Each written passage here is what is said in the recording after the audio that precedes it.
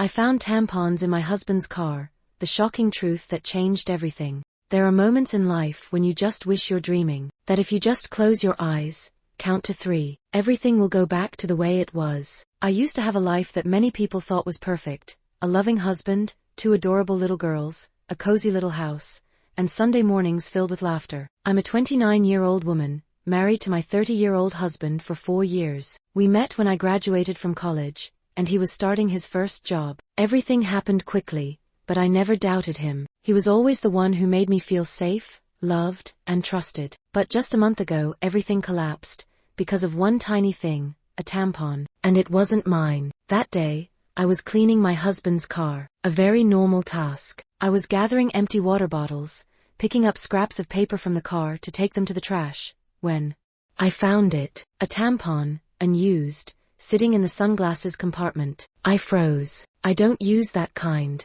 I had never used that kind. And my first feeling wasn't anger. It was paralysis, a vague fear, as if my body knew something was wrong before my mind could catch up. I brought it inside, placed it on the table, waiting for him to come home. When he walked in and saw the tampon, he laughed. He said, "What's the big deal? It's probably from someone who rode with me to a meeting or lunch." I asked who.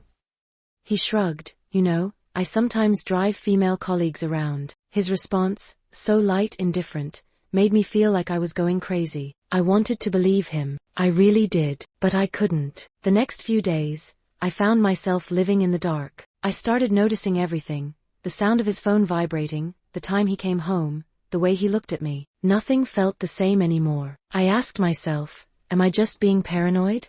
Am I making a big deal out of a tampon? Then a week later, I found another one, in my sock drawer. By then, I wasn't numb anymore. I was cold. A chilling feeling crawled up my spine. Why was it there? Why, if he had someone else, would they come into my room, into my drawer? I began to feel afraid, not just that my husband might be cheating, but that something dangerous was happening right. I couldn't believe it, not because he had a sister with a troubled past, everyone has a past, but because he chose to hide it from me. He allowed someone unstable to enter our home, to be around our kids, and didn't say a word. I even wished that he had been unfaithful, because at least that would have been between 2 adults. But this was a betrayal of everything I loved most. I used to think the worst pain in life was being betrayed by the person you love. But no, the greatest pain is realizing that person is willing to risk your children's safety, just to cover up a secret they can't face. That night, I didn't scream. I didn't yell. I just asked him one question: why did you hide it from me? He looked at me, unblinking. Then he said, "I knew you wouldn't understand. She needs help. I couldn't abandon her again." He understood. I really did. Family ties are hard to break, but I couldn't understand why he'd chosen to hide it, why he'd let someone unstable come into our home, a home with young children. I asked him, "Has she been around the kids?"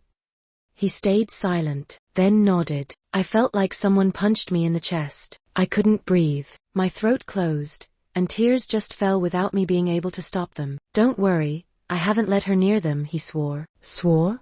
At that moment, I couldn't believe in any promises anymore. I couldn't keep living like this. I couldn't put my children at risk. I'm a mother. My responsibility is to protect them, even if that means leaving the man I once loved. I told him, "You need to move out. Temporarily. You need time to think." He reacted violently. "You can't do this. This is my home too." But I was prepared. I had called a lawyer. I had called my mom. And I had called the police, to legally document my request for him to leave while I filed for divorce. The days after that were the longest of my life. I couldn't eat. I couldn't sleep. I kept replaying in my mind the image of her walking into my home like she owned it. And my daughter, little Anna, only 5 years old, asked me, "Mom, who is that lady with messy hair? Why is she in my room?" Together, my heart breaking. I didn't know what she'd done, what she'd said to my child. I didn't know if I had already allowed my daughter to be hurt without even knowing. I started taking the kids to therapy. Luckily, there were no major signs of trauma. But the doctor said, the most important thing is a safe, stable environment. And honesty. I had no other choice but to move forward alone. I filed for divorce. My husband, no, the man who used to be my husband, he didn't agree. He counterfiled, asking for custody of the kids, saying I was being too suspicious, that I was overreacting, that I hated his sister for no good reason. I had to sit there, hands clenched, back straight, not crying, even though I wanted to scream. I clearly remember every word from my lawyer. We don't need emotions. We need evidence. And I had plenty of it. The Ring doorbell video. The therapist's report. Texts between me and my husband. Images of the tampons found in the house. I didn't need to say much. The truth was crystal clear. I won primary custody of the kids. I kept the house. I demanded he undergo family counseling and regular psychological evaluations if he wanted to visit the children. I didn't do it out of anger. I did it for the kids, because they needed a strong mother and a safe environment. And I knew, from the moment I discovered the first tampon, I would never return to the naivety I once had. If you're listening to this, maybe you've doubted yourself too. Maybe you've hurt. Maybe you've been told you're too emotional, or too much. Trust your instinct. A woman's instincts, they're never wrong. Don't let anyone make you question yourself. I think back to the day I found that tampon in his car. It seems like a small thing, doesn't it? But it was the spark that set everything ablaze. It was the one thread I pulled, and suddenly, the whole fabric of my life unraveled. That tiny piece of evidence, the thing I couldn't ignore, turned into a whirlwind that carried me into a world I never imagined I'd be a part of. The hardest part about all of this wasn't the discovery itself. No, the hardest part was realizing I wasn't the person I thought I was. I wasn't just the wife. I wasn't just the mother. I was now a woman who had to fight for herself, her children, and her peace of mind. I had to ask myself some difficult questions. Questions like, why didn't I notice earlier? How could I have missed it? And the hardest one of all, am I a failure as a wife and mother because of this? But then I reminded myself, it's not about what I missed. It's about what I'm choosing to do now. The choices I make from this point forward are mine, and I have the power to rewrite the story. The court battles, the endless legal meetings, the emotional toll, it all took a toll on me, more than I anticipated. I had moments when I wondered if it would ever end. The back and forth, the legal jargon that felt like a foreign language, the constant reminders of the pain I was enduring. Every step felt like I was dragging my feet through mud. But there were moments of clarity too. Moments when I looked at my daughters and saw them safe, smiling, and surrounded by love. They were why I was fighting. They were the light at the end of the tunnel. During this time, I started to heal in ways I hadn't expected. It wasn't just about the divorce. It was about learning to trust myself again. It was about realizing that I am worthy of respect, of honesty, of a love that doesn't come with strings attached. It's about rediscovering the woman I had been before the doubt, before the betrayal, before the heartache. I realized something else too.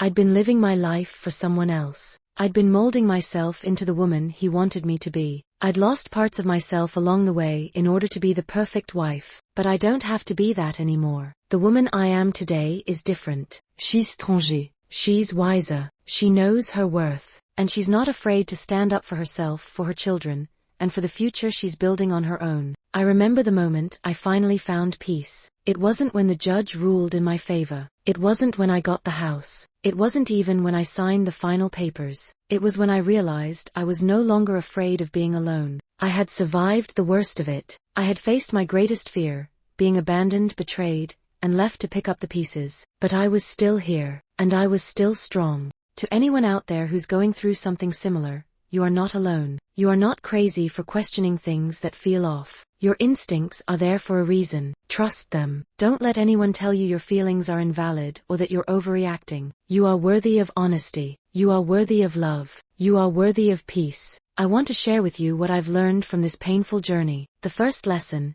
never ignore the red flags. If something doesn't feel right, it probably isn't. Trust yourself and don't let anyone make you feel like you're overthinking things. The second lesson, your worth is not tied to someone else's actions. It doesn't matter if he's the one who hurt you. It's about how you choose to move forward, how you choose to reclaim your life. And the third lesson, protect your peace. That's the most precious thing you'll ever have. Don't let anyone steal it from you. As I stand here today, looking back on everything I've been through, I feel a sense of calm wash over me. It's not just that the storm is over. It's that I've learned how to dance in the rain. I vil ir ned out stand tall, even when the world around me feel like it's falling apart. And for my children.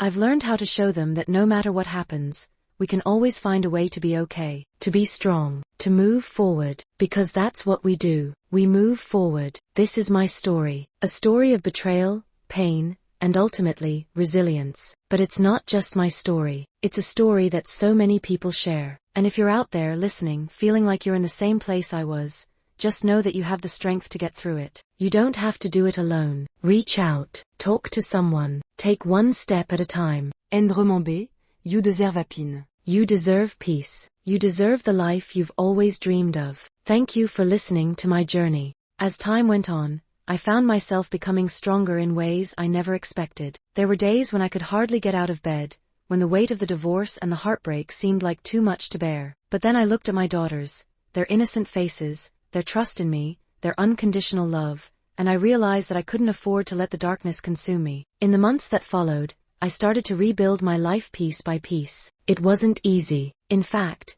it was the hardest thing I've ever done. But I realized that no one can take away my power unless I let them. The life I had with my husband is gone, but that doesn't mean the love I had for my children, for myself, is gone too. I began to find joy in the small things again. The sound of my daughters laughing as we baked cookies together, the warmth of our family dinners, the way they hugged me and told me they loved me. Those moments filled me with a sense of gratitude, and slowly, they helped me heal. But more than that, I found something I didn't expect: forgiveness. Not for my husband, not for his sister, but for myself. I had spent so much time blaming myself for what happened, for not seeing the signs earlier. But I came to realize that I couldn't keep living in the past. The choices I made, the person I became, were all part of my journey, and I had to let go of the guilt, the shame, and the anger. Forgiveness wasn't for them. It was for me. And then, something incredible happened. One evening, while I was picking my daughters up from school, a woman came up to me. She was a single mother, just like me. Her eyes were tired, but kind. She asked if I had a minute to talk, and we sat down at a nearby park bench. We shared our stories, both of us finding strength in the other's words. She told me that, after a painful breakup, she had lost faith in ever finding real love again. But she had learned to put herself first, to build a life for her children, and in doing so, she found peace. Her story inspired me. Itremended me detamno talon indis. There are countless women out there, facing similar battles, fighting for their families, fighting for their peace of mind. We are stronger than we realize. That conversation with her sparked something inside me. It made me realize that this chapter of my life, as painful as it's been, doesn't define me. It's just a part of my story. A story that will continue to unfold with new opportunities, new relationships, and a new sense of self-worth. I started focusing on what I wanted for my future, not just for myself, but for my daughters too. I wanted them to grow up knowing that no matter what happens in life, they have the power to rise above it, that they can choose their own path, and they can create a life filled with love, respect, and joy. And in the midst of all this healing, I made a promise to myself. I promised that I would never settle again. I would never accept anything less than the love, respect, and trust that I deserve. I would never allow myself to be gaslight, manipulated, or made to feel like I wasn't enough. I am enough, just as I am. For the first time in years, I feel free. Free from the chains of fear, free from the weight of betrayal, free from the past. I've taken back control of my life, and with every day that passes, I become more and more the woman I was always meant to be. If there's one thing I want you to take away from my story, it's this: you are not broken. You are not defined by the pain you've experienced. You are not a victim of someone else's choices. You are a survivor. You are a fighter. And you have the power to rebuild your life, stronger and more beautiful than before. I look at my daughters now, and I see strength in their eyes. I see the same resilience in them that I found in myself. And I know deep down that this experience, as painful as it was, taught me the most important lesson of all: you are never truly alone. There are people who will stand by you, who will help you rise when you fall, and who will remind you that you are worthy of all the love and happiness the world has to offer. So to anyone out there who feels like they're drowning in their pain, in their fear, in their uncertainty, please hear me when I say this: you will rise. You will heal. And one day, you will look back at this moment and realize that it was the turning point in your life. This is not the end of your story. It's just the beginning. Thank you for listening, for walking this journey with me. And remember, no matter where you are in life, you are always worthy of love, peace, and happiness. As I sit here today, reflecting on everything that has happened, I'm amazed at how far I've come. It's been a long road, filled with twists and turns I never saw coming. And while I would never wish this kind of pain on anyone, I can't help but feel proud of the person I've become. I've learned more about myself in the past year than I thought possible. I've discovered my strength, my resilience, and my ability to stand tall even in the face of betrayal. And I've learned to forgive,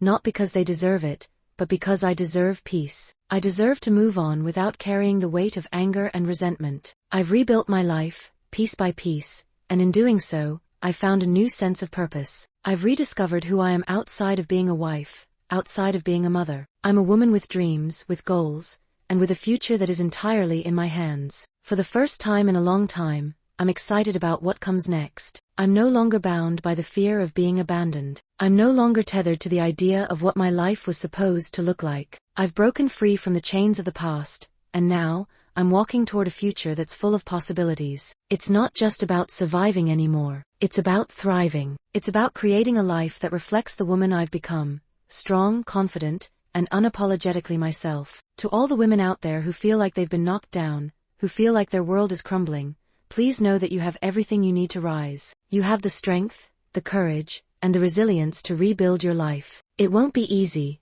but I promise you, it will be worth it. And to those of you who are facing similar betrayals, know this, your pain is real, but it doesn't define you. The story isn't over yet. You are more than this moment. You are more than the hurt you've experienced. The future is still ahead of you, and it is full of light. As for me, I'll keep moving forward. I'll keep fighting for my peace, my children's happiness, and for the future we're building together. I will continue to love myself, to trust myself, and to honor my journey. I have no idea what the future holds, but I know one thing for sure, I will never let anyone dim my light again. No one will ever make me feel small, invisible, or unworthy. I will keep shining, keep thriving, and keep living. Thank you for sharing this part of my journey with me. If you've learned anything from my story, let it be this: you are capable of overcoming anything. No matter what you're going through, no matter how dark it seems, you have the strength to keep going. And one day, you'll look back and see how far you've come. You'll see the woman you've become,